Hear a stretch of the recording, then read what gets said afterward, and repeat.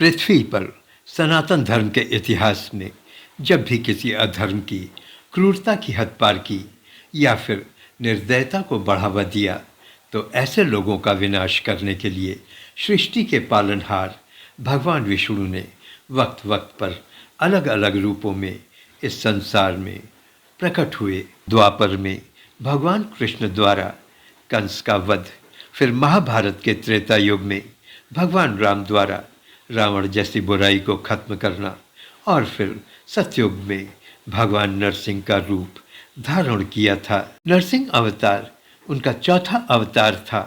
इस अवतार में भगवान विष्णु न तो पूर्ण रूप से मनुष्य थे, न ही पशु की तरह थे।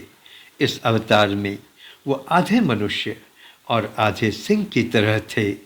ऐसा उन्होंने हिरण्यकश्यप का वध करने के लिए किया था। इस अवतार को लेकर उन्होंने अपने भक्त प्रहलाद की रक्षा की थी। हिरण्यकश्यप का वध करने के बाद भी नरसिंह भगवान का क्रोध शांत नहीं हो रहा था। ऐसे में उनके क्रोध से तीनों लोग थर थर कांपने लगे।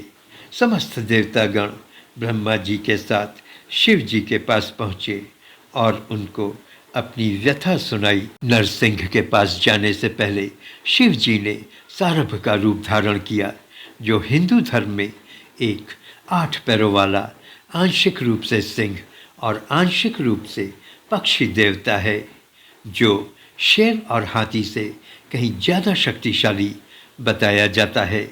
कहा जाता है कि वह एक छलांग में घाटी को पार करने की क्षमता रखता है। भगवान शिव ने भयानक नरसिंह को शांत करने के लिए सारभ का रूप धारण किया। उनका यह रूप सर्वेश्वर के नाम से भी जाना जाता है। शिव पुराण में उल्लेख है कि हिरण्यकश्यप का वध करने के बाद नरसिंह के क्रोध से दुनिया खतरे में पड़ गई थी। देवताओं के कहने पर शिव ने नरसिंह से निपटने के लिए पहले वीरभद्र को भेजा।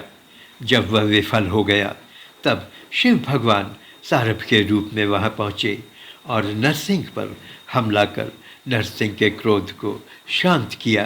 पुराणों में कहा गया है कि सारभ ने नरसिंह का सिर और चमड़ी उतार दी थी, ताकि शिव उनकी खाल और शेर के सिर को वस्त्र की तरह पहन सकें। लिंग पुराण और शरभ उपनिषद में भी नरसिंह के अंगभंग और हत्या का उल्लेख है।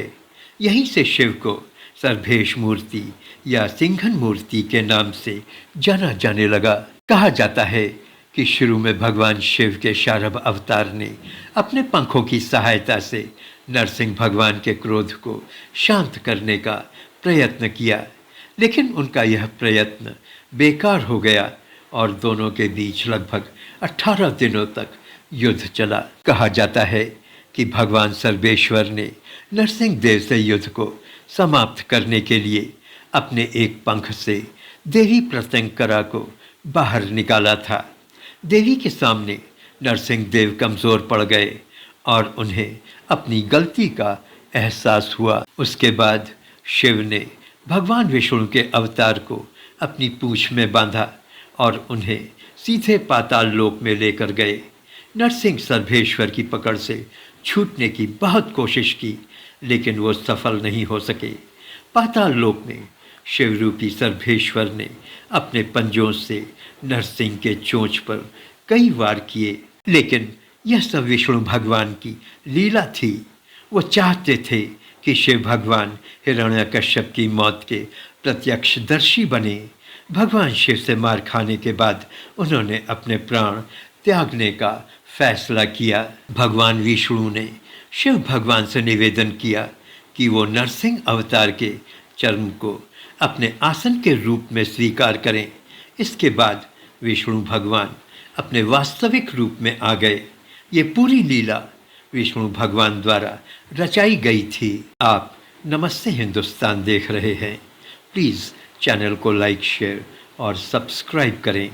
Thank you for joining.